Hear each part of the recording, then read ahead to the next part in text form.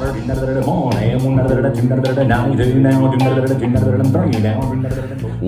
to the Better Bid Calling Podcast, a podcast designed with you in mind.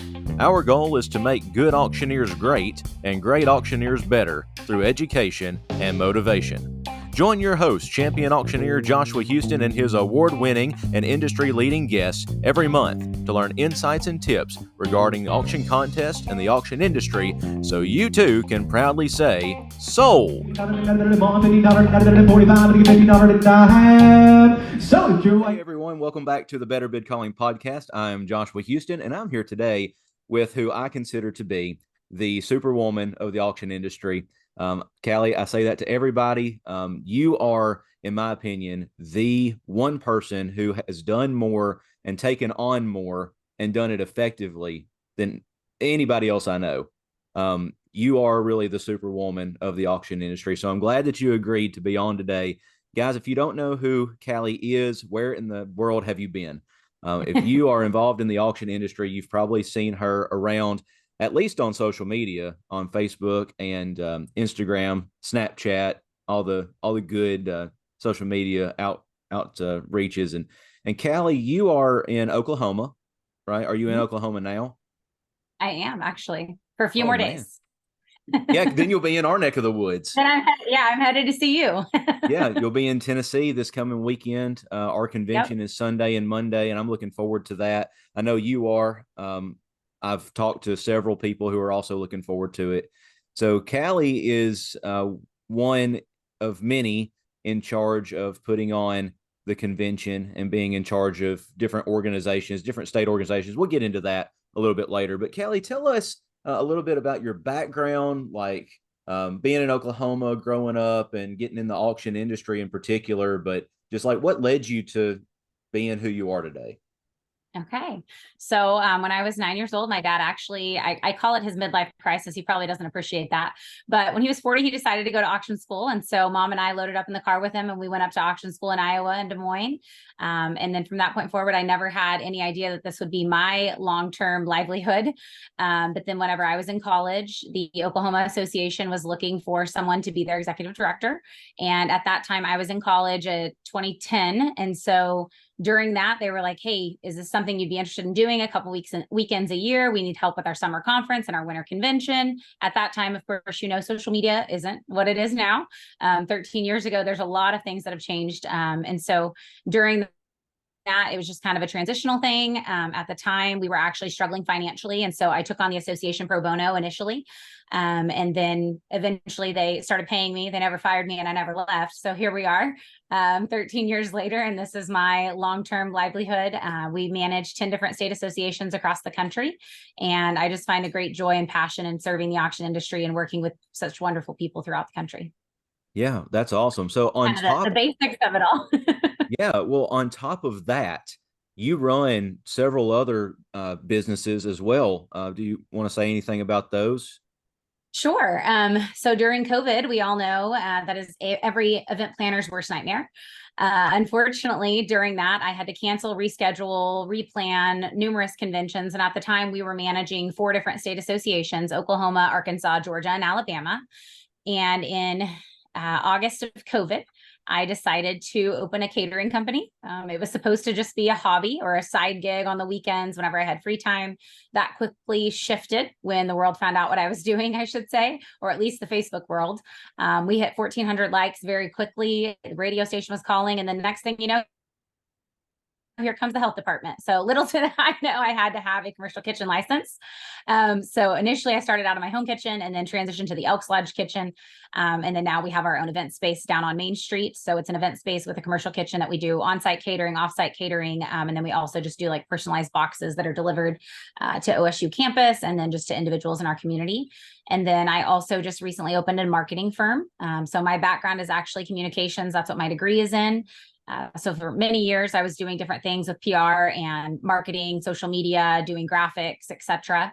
And so I decided to go ahead and merge that into a part of what we do, and offer those services to different people throughout the country. So Auctioneers Association Management Team, which is the title of our company, is actually going to be partnering with Main Street Marketing, which is the other company, and allowing our members to have access to different discounts to allow auctioneers to have good marketing options and opportunities throughout their business. Yeah, that sounds awesome. Like when I say that you are the superwoman of the auction industry, you're just the superwoman of everything. You have what, I don't know if there's a better term for this, but you have what I would call an entrepreneurial mindset. And Yes, absolutely. I think that many people who get into the auction industry in particular also have that, like wanting Mhm. to go into business for themselves in an industry that's already established, but maybe bring a new light to it, do things in a different way. So I'm here in Tennessee, and all the people that I know, you know as well, but I'm thinking particularly of people like Jay Cash, Shane McCarroll, Drew Williams, these guys who they found their niche in the auction industry, but they've brought that entrepreneurial mindset to it. You are the queen of the entrepreneurial mindset. So I guess with that, talk a little bit about how you got into starting businesses Mhm. rather than just kind of falling in the same old thing. And because with starting a business, that involves a lot of risk, and I think the risk scares so many people away. So talk a little bit about that, Callie. So it's funny that you mentioned that. I actually spoke at the Devon Tower about a week ago on just kind of like business mindset and where we've come as a company and like what I've been doing as an individual. And the person that's leading that group, one of the biggest things he had as a takeaway was that I'm a risk taker. So I find that funny because I've never considered myself really a risk taker. I always see the glass half empty of like, there's always another opportunity there. And Mm-hmm. so instead of thinking this could go wrong, nothing could go wrong. I'm going to fix it if something does go wrong and I'm going to find a solution. And so I pin part of that towards just like an innovative mindset of always wanting to make sure that there's always another option. Like there's never a real no, if you will. There's always a yes somewhere. There's a silver lining. There's a connection there. There's something that you may be missing. And so if you explore the option far enough, you'll find something else that you may not have realized initially. And that's kind of honestly where the Main Street Marketing thing came from. Because I was doing graphics and social media for different auction companies prior to me taking on multiple associations and opening Auctioneers Association Management Team. So when we were just a 4-state association, the goal was just for it to be me. I never had any ideas of it being anyone else. And so in 2019, I actually went to a conference in South Carolina that was just about self-development and like working on, what do you want yourself, your brand, your identity to be? And at that convention, I said, I'm going to go into this year with the mentality that I want 8 associations and that's what I want to do for my life. March threw a nice little curveball for me when COVID happened. Mm-hmm. And obviously those transitions weren't happening that year. And then of course, my exploratory creative mindset added a catering company in the midst of all of the crazy of COVID. And then I refocused, of course, in 2021. And that's when we started adding additional associations. And so as far as opening businesses go, I've just never been a no person. Mm-hmm. So I talked to my banker as soon as I found the event space location on Main Street. I called him and I said, hey, so this is the deal. It's 1,900 square feet. This is what I'm thinking. This is what I think would work.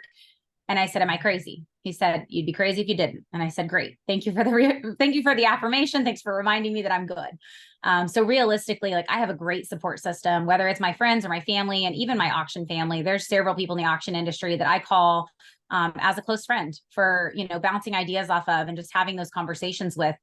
And I think that I say this sincerely when I say, I mean it when I say auction family. And I get Mm-hmm. so excited about getting to see those people across the country.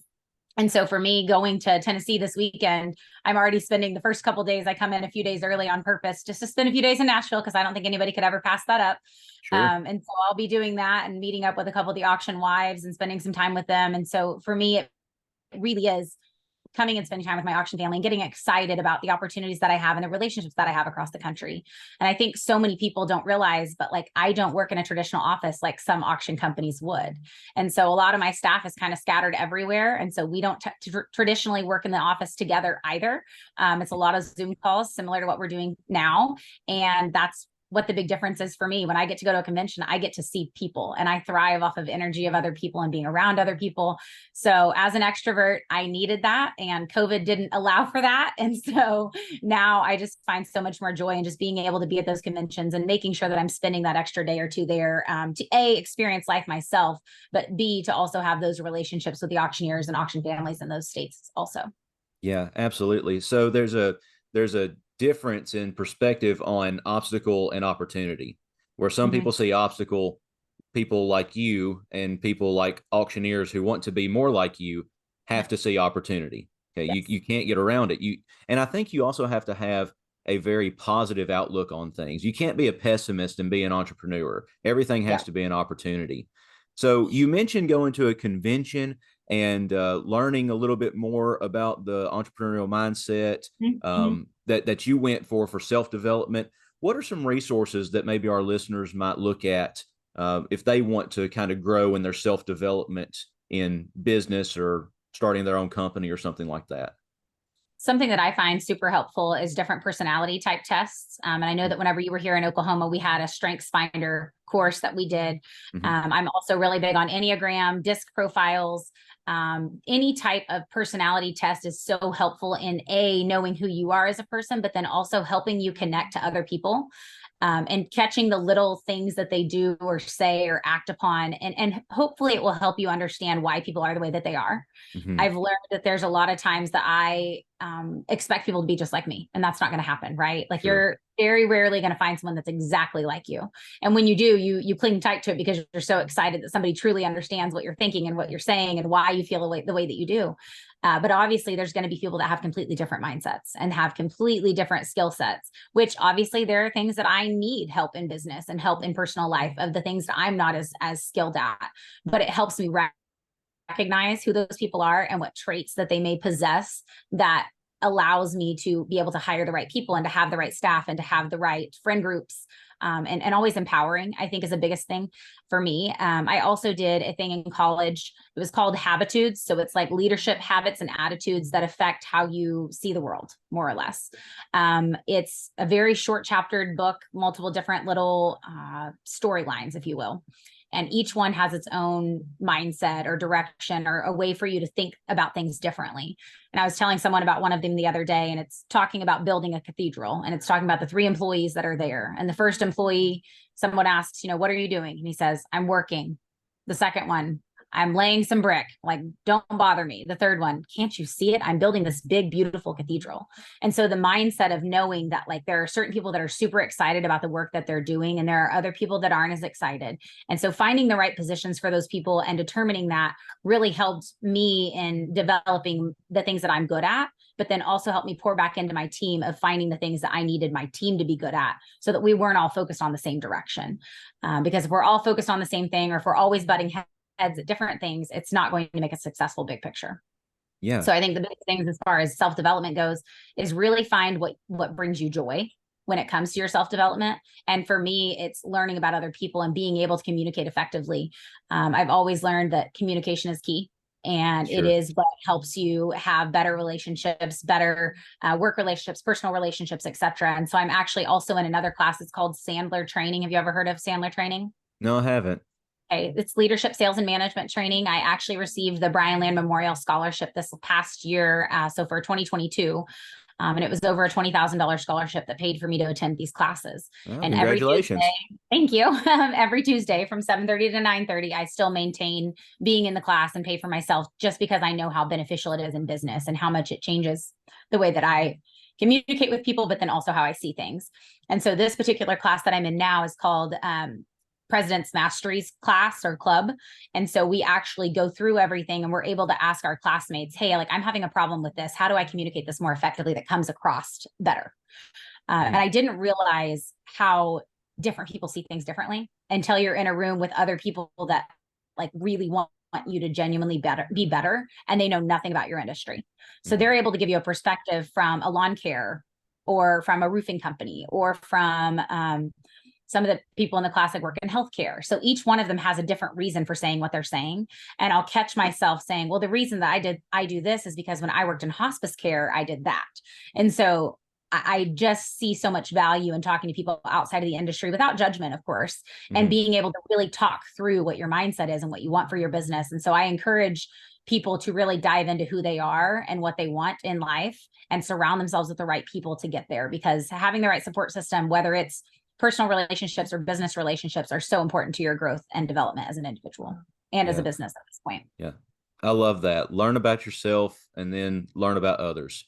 Mhm. So you can tell from my background, and most of our listeners know I preach full time. That's my full time job. And I just can't help but think like this is the Matthew 7 principle of get the log out of your eye before you get the speck out of your brother's eye. Learn about yourself, learn about you, figure you out, and then you can focus on other people. But you still have to focus on other people. You just have to start Mhm. with yourself. I love that. Um, Kelly, let me ask you this. So you are so involved in so many different things. Like it's it's amazing to follow just you as a person, because it's like you're on an airplane or you're in a car or you're flying here, flying there, going to all these different things, doing all these different things. So this may be a loaded question, but I'm going to ask it anyways. What does an average day look like for Oh you? Lord. Yeah, you don't have average days, but answer it the best you can. Um, I don't know that there is such a thing as an average in my life as far as an average day goes. I would love to say that like every day there's a routine or there's some type of standard, if you will. Mm-hmm. There's Mm-hmm. not. Every day is an adventure. More or less, I wait for the phone to ring to see what fire I have to put out if there is a fire, number one. Number two, I start checking emails as soon as I wake up. So there are many days that I get emails at 11 p.m., 4 a.m., 3 a.m., whatnot. And I am that person. I know if I don't respond at the time I receive it, it could very well escape my memory of like needing to be done. So I am notorious for more or less working 24 hours a day, 7 days a week, 365 Sure. days a year, or being available. If Mm-hmm. if my phone is on and if it goes off and if I happen to wake up, if I'm asleep, whatnot, that's a big part of who I am and what I do as a person. And so, as opposed to saying I'm in the office and my office hours are 8 to 5, I'm more of a hey, text me if you need something. If I can't talk on the phone, I'll be sure and handle it as soon as I can. I like to be as available as possible. So my phone number is plastered on the internet. So is my email address. If you don't find a way to get a hold of me, you didn't try very hard. I hate to say it that way. But that's kind of my mentality is I want to open door policy to everybody in the auction industry. I want them to feel like they have access to me personally, but then also to the resources that we provide, whether that's my team helping them or that's our Main Street marketing company giving resources. So I want to be available to people in a way that allows them to get the information they need as quickly as possible. Yeah. So do you ever have times where you just kind of shut down, shut it off and say, this is my time, and maybe let somebody else handle some stuff for a little while, or do you have to be there all the time? For the most part, I'm there all the time. I do Yeah. delegate better. That's one thing I've been working on in 2023 was learning how to delegate Mm-hmm. and learning how to give off things that A, are time consuming for me, but B, that I can trust someone else with. Right. And so you have to make sure that A, you have the right people with Sure. you and you have the Yeah. right support, but that you also trust what they're going to do and Mm-hmm. trust their processes and trust their mentality. I did all of my own social media up until January of this year. And that was the first time I finally was like, okay, I can let other people be a part of this. Mm-hmm. And then I also was doing everything for social up until this year. So I've handed off doing the groceries. So social 174 is our charcuterie company. So that is my catering company and brand. And so I've given up a lot of processes in that. And I actually have an employee there that kind of manages a lot of things as well as it can be. Mm-hmm. And it's funny because when I call her, I'll catch the both of us like playing off of one another. And if someone were listening to our conversation, they would have no idea what we were talking about because our brains kind of funnel and function in the exact same way. So I'm very blessed to have someone like Maddie on my team that's just really leading the way with the charcuterie company. And then of course I've got Amber as my right hand in the auction industry, and I'm trying to delegate different little things out to her because there's a lot of times, like you said, I'm in a car, I'm on a plane, I'm traveling a lot. And so if I can have someone fill out little things for me or handle done at a computer, a lot of times a phone call away for either company in that regard. And so we're working on those logistics with Main Street Marketing, as it is so new, and just determining what that all looks like. And I've got a girl, Nicole, that's fantastic at graphics. And then I'm actually bringing in someone from the auction industry to really help us hone in on what that looks like for auctioneers and the things that they find important versus what needs to happen for graphics and for social media presence, et cetera. So excited to see what we can do and where we're going to go with all of this. I know that it's huge to take on as much as we do, but then at the same time, when you have the right people, it makes it a lot easier. So my average day is not average. There are days I go in the office, there are days I don't. But anybody that knows me knows that if I don't have my phone on me, I'm panicking slightly because I know that something's going on or that there's 18 text messages, emails, et cetera, that I've missed. So at the end of this call, I'll be sure and let you know how many missed calls, emails, et cetera. You can blame me. That's fine. Totally fine. So running multiple businesses and having your internet everywhere leads my job to be very different every single day. And I tell people the biggest thing about owning a business is being able to pivot. Like there's nothing that you can say is going to be your day every single day, and nothing ever come in the way of that.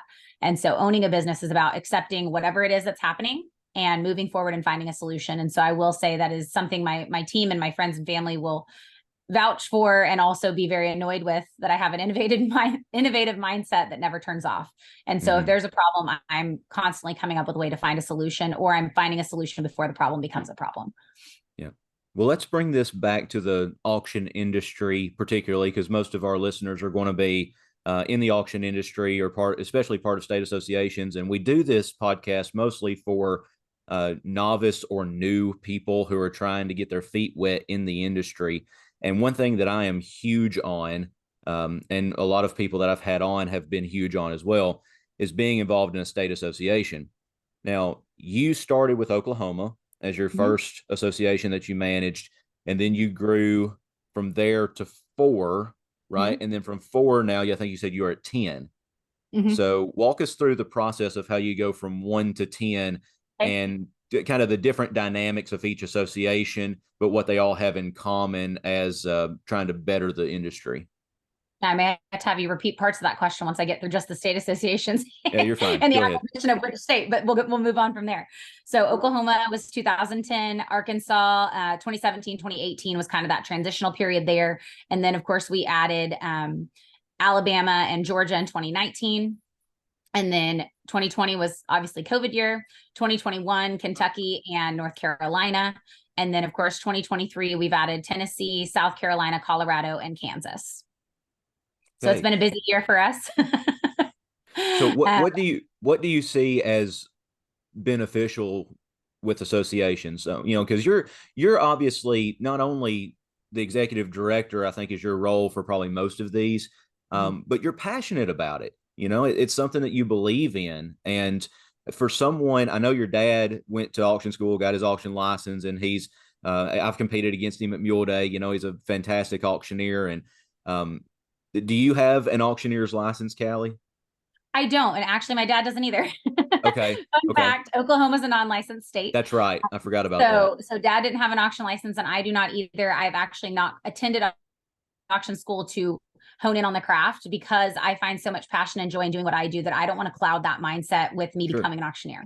Because that's not where my passion lies. And so for me, it's more about how can you invest in the next generation? How can you invest in the current age demographics? Because realistically, if we don't continue to learn and grow with what's coming, we won't exist in 10 years. Right. And that, A, for my livelihood, B, for your livelihood, C, for my dad's, everybody in our associations, I want this to be a long-term opportunity for each and every one of us. And so that's where my passion lies, in making sure that all of us have an opportunity in the auction industry, that it's still thriving, alive and well, that these associations exist, because I truly believe in what they stand for and what they do. A lot of them, obviously there's continuing education for those that need auction licenses, but then you also have the continuing education opportunities for those that don't, and that are truly there just because they want to genuinely build themselves and they want to grow and they want to be better. And I think so much of that is how they become the best in the industry, or how they become who they want to be. Big thing for me, and I think you've learned this coming to several different events that we've been at together, is I love the after hour opportunities, because I think that's where the true relationships are built. And so if I can say something to new auctioneers, don't go to your room because the classes are over. Stick around, get to know people, build those relationships, because at the end of the day, that's really where your meat and potatoes are going to come from. That's where the little Yeah. nuggets of the industry come from. That's where you build the relationships. That's where those people call you and say, hey, I need another hand this weekend Mm-hmm. at an auction. My staff isn't able to make it, or I don't have a full-time staff and I need an extra set of hands, or whatever that looks like. And so I think a lot of people really need to learn how to be involved in those associations, especially at a state convention level, of what am I doing when I'm there. So those of you that are coming to Tennessee Convention this weekend, this is my formal plug for you.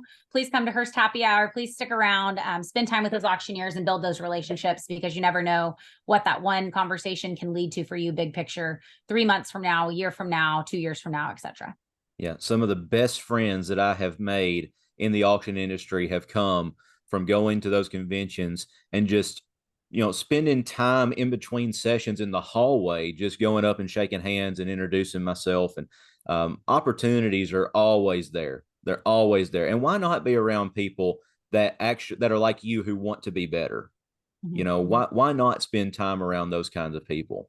So that's a great answer to that question. Let's kind of build off of that. And you sort of alluded to this already, but with the associations that you have, and I know you have such a passion for it, which is evident in everything that you do.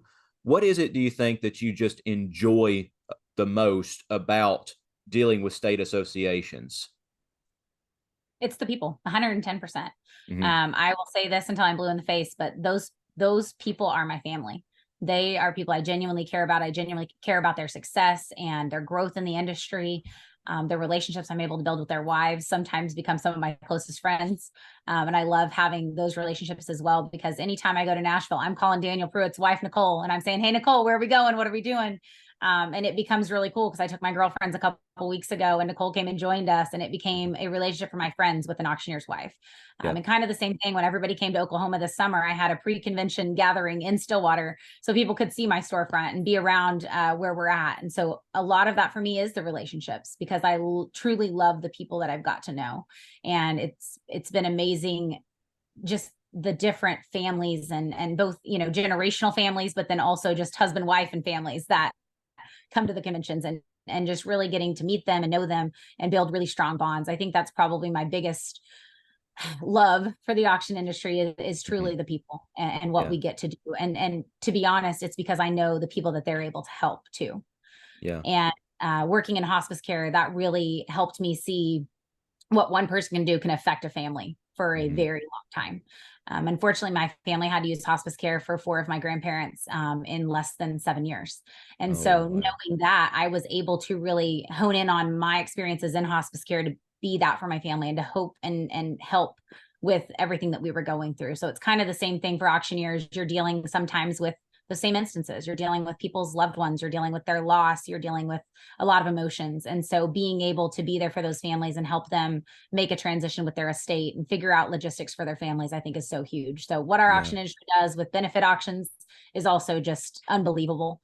I love tuning in and seeing what Shane McCarroll's doing, seeing what Haley Bear's doing, seeing what they're doing in their auction industry. Of course, Christy King's got all kinds of things she's got her hands in, Nathaniel Frederick. I just love seeing their stories on social media and Yeah. being able to share those and read what they're doing for other people, I think is so huge. And I think that that's where the real growth potential is for the auction industry, is people really understanding what we do and where we're headed. And a lot of that comes from those relationships and people genuinely caring. Yeah, absolutely. So you talked earlier about, um, if we don't, in the auction industry in particular, if we don't learn and adapt and train the younger generation, it's it's an industry that can very quickly go away if we're not careful. It's a great industry. It's an industry that provides so many positives, but it's an industry that, like every other industry, could go away. So, what are your aspirations? Like, because you're not like selling auctions every week, but you're so involved in the industry, and I think you are a person of vision. And so if someone was to come like I am now and say, Cali, what is your vision for the auction industry in the next 10 years? What do you think you might say to that? I think it all just depends on the growth. And I Mm-hmm. say this because people ask me all the time for like my goal list for the next 5 years or whatnot. And I always like to say, I don't have a plan, because I am prepared to pivot. and I am prepared to know that like I am a procrastinator. Number one, fun fact, thing that people may not know about me. But I don't put a time limit on something because I'm afraid that I might say, okay, well, 5 years from now, I said I would do this, and here it is, 4 years and 11 months, and I didn't get started yet. So I guess we'll start today. And so I think a big thing of a 10-year goal plan for the auction industry is just to be there, but to continue to pour into that next generation. And so something we're doing in Oklahoma right now is we're actually working with the state FFA organization, and we're going through having a contest with them at our state convention, and then the finalists get to compete at their state convention. And so just really pouring into that next generation and making sure that we can create some type of system and processes that we could potentially offer in all of the states that we manage, and hopefully nationwide eventually. I think that that's really going to be a huge thing for us as an organization, but also the country and the National Association, and everything that we're doing in the auction industry requires growth and potential and opportunities for younger generations. And so I think that that's the biggest thing, is figuring out what that looks like. I don't think that the traditional live method of marketing is going away. I think that there's still an opportunity for it. You just have to figure out which opportunity fits best for each situation. Sure. And so I think we have to be very open to the idea that live and online are both here, and they're both here to stay. And if we don't have that mentality, I don't know that it will have as much of a longevity as it could, offering both options for different demographics. Yeah, I love that. That's a great way to kind of put the stamp on what we've talked about so far. Let's transition now, talk about conventions. You are the head honcho of most conventions, if not all of the states that you manage. Part of a convention, part of a good convention, in my opinion, is putting on the contest. So let's talk a little bit about contests, because a lot of people who listen to this are competitive auctioneers. What to you is the most difficult part of putting on a contest? Oh, goodness. I think it just kind of depends on the association and what they have in place, because each association either has policies and procedures written, they have good rules in place, they have good score sheets in place, or they don't. And so a lot of times it's evaluating what your current structure is, and if that's going to work long term, or if it's something we need to revamp or revise. Part of that is determining, do you have 3 to 5 judges? Do you have 4 judges? What's your plan for a finals? Is there a finals? Do they bring their own items? Are they rolling their 4th item into the finals auction so that there's items for them to sell? Do we buy the finals items? So I think that that's kind of where the stressful part for me comes, is what are the current policies and procedures? Is there a previous champion that's a part of that process? Is there a chairperson that's the main person for that process? And every state's so different. For me, it's kind of get to the point that we hopefully streamline some of those logistics and find something that works in a way that we can all be better, right? There's something from each association that I think other associations can learn from, right? Sure. So like one association that I manage, Colorado, when you go to their state capitol day, they sell items on the floor at the state capitol for their Christmas party for funding. Crazy. Awesome. Oklahoma, when we go to the state capitol, we're going to build relationships. In hopes that there's never any legislation that comes across that we would need to combat. Of course, Tennessee, whenever you guys go to the state capitol, you guys are meeting with your legislators and have set meetings with each and every one. And so it's very different what each association chooses to do, and it's no different for the contests. And so determining what's best for each state, I think, is the most important part. But each one has its own blessings and curses, if you will. And looking at those can help you determine what's best moving forward. And so I always tell people our first year is the hardest year. It's figuring out what each state wants to do, how they do it.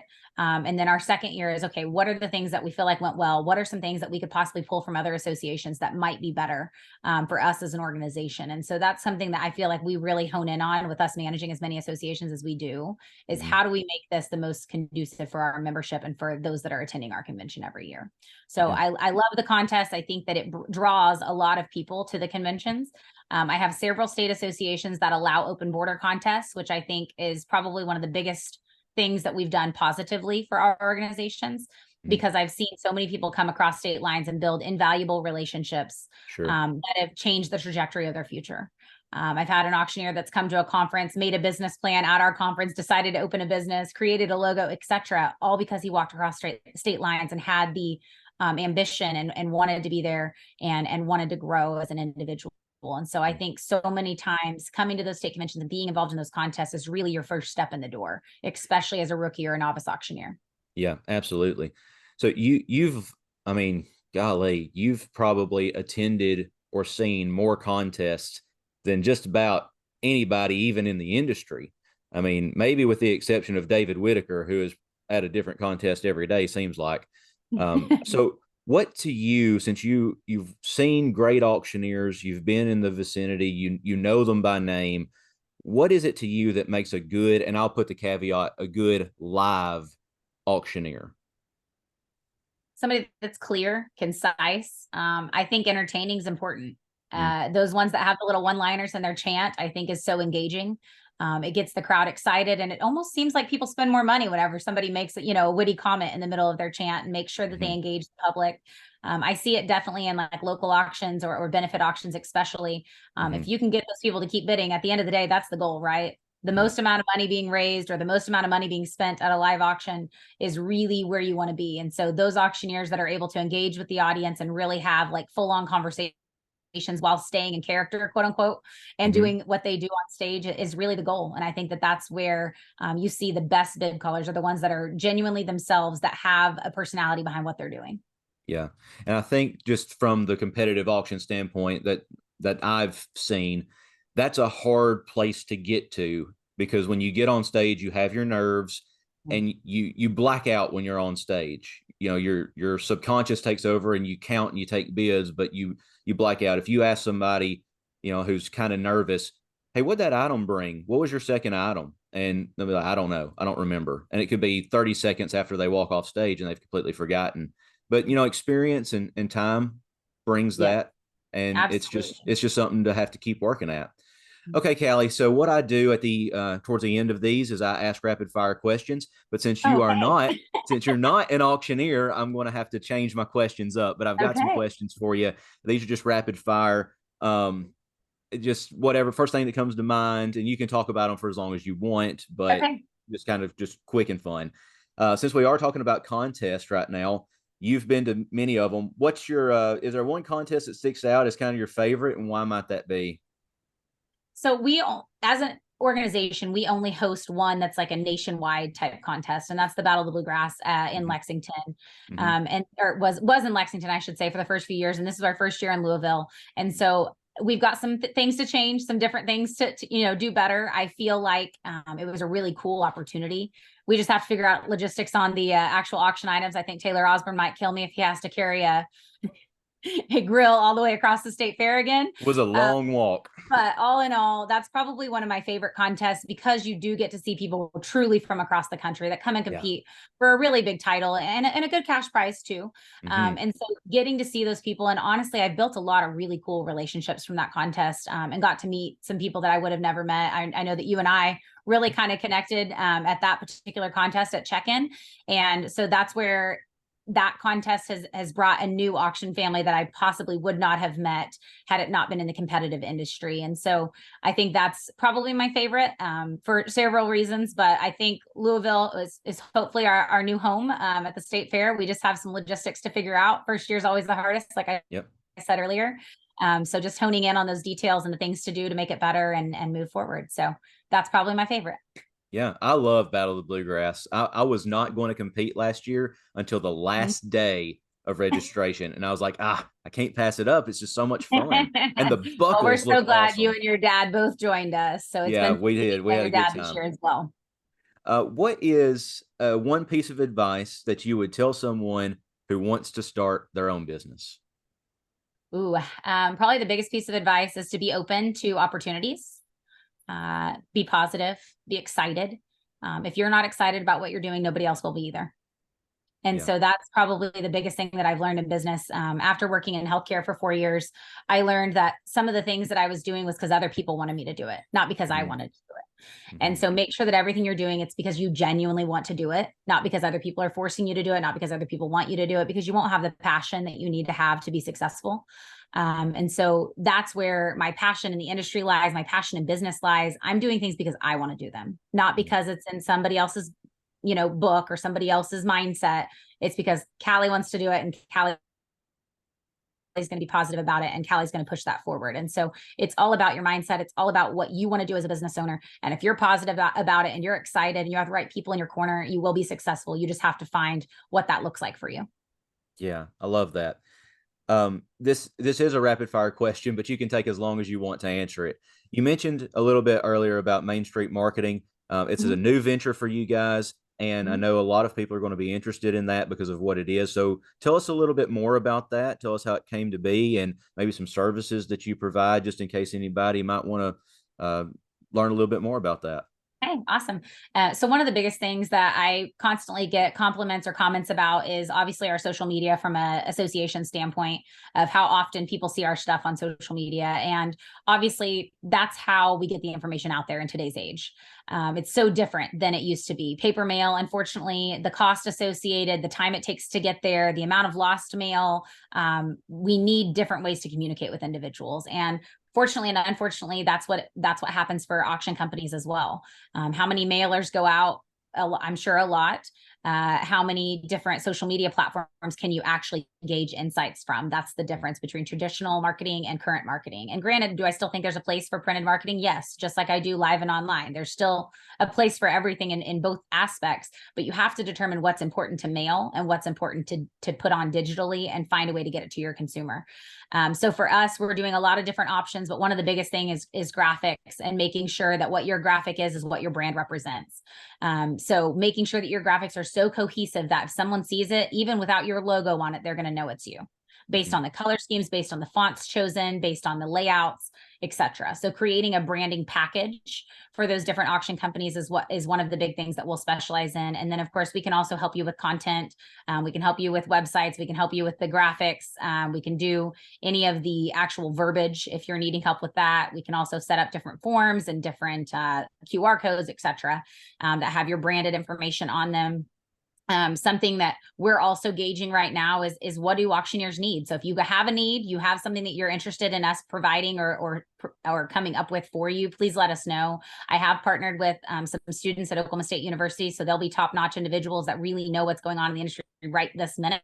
Mhm. So I'm super excited about that and partnering with them and just having opportunities to really dive into what those relationships are with those students and what they can provide for these auctioneers, and just really honing in on that with Blake and Strawn. I don't know if you've met Blake before.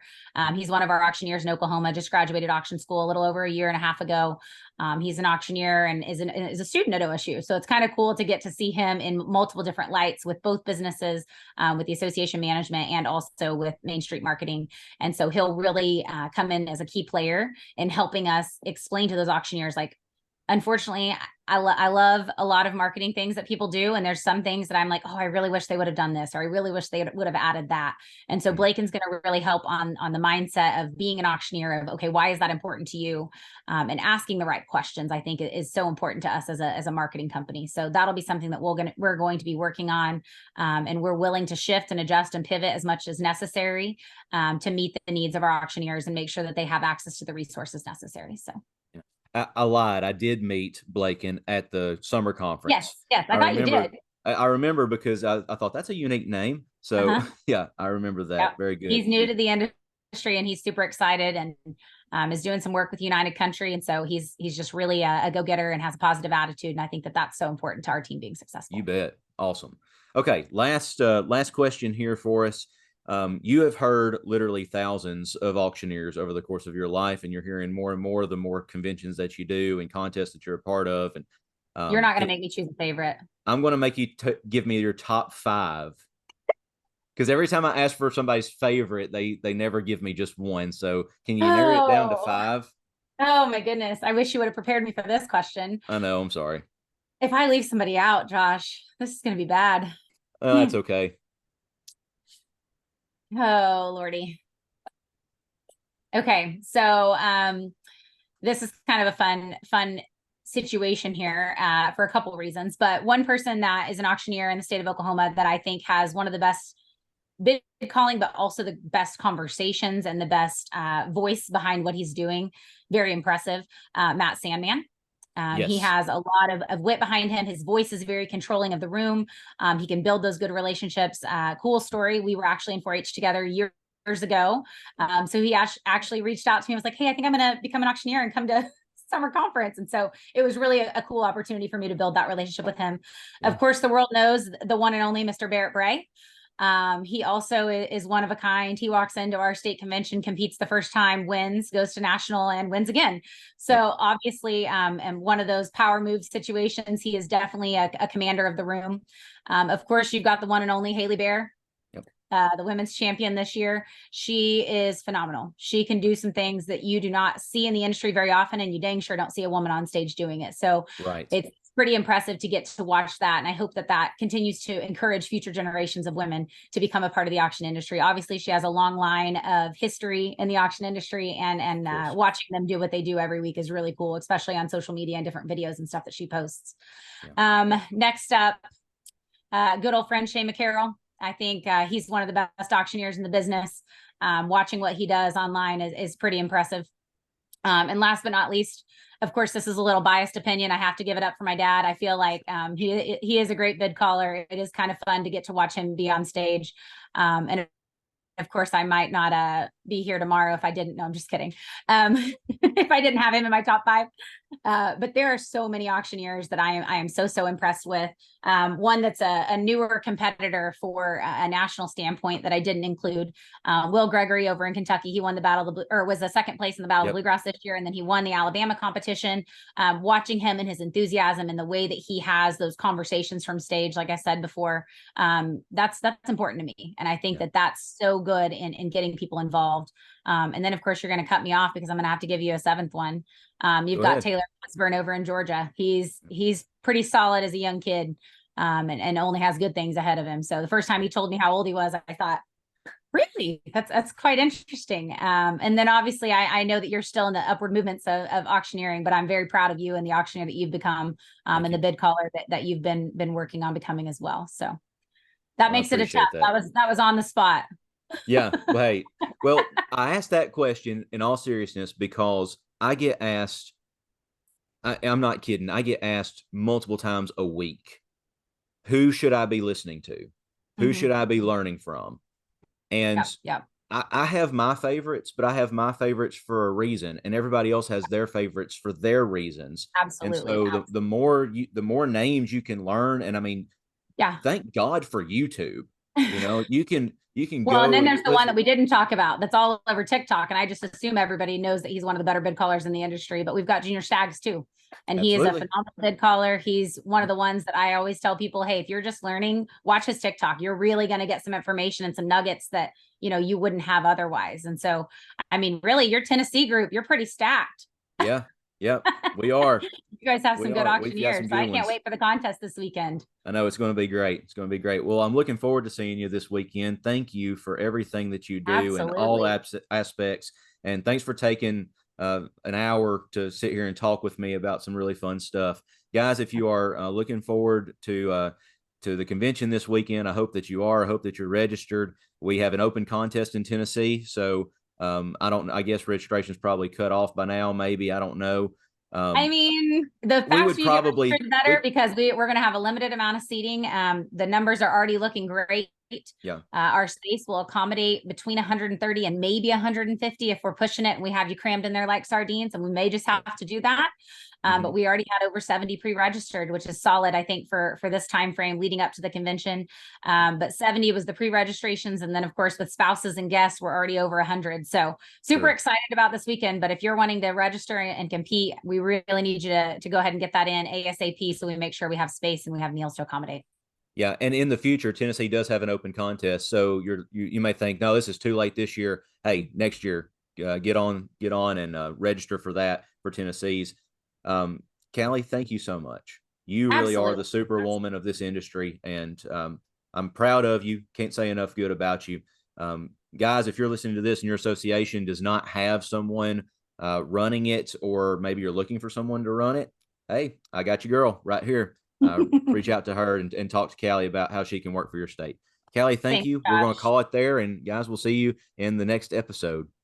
Appreciate you. Thanks, guys.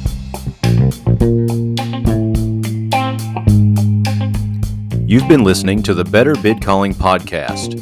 If you would like to sponsor an episode, please contact us at betterbidcalling@gmail.com.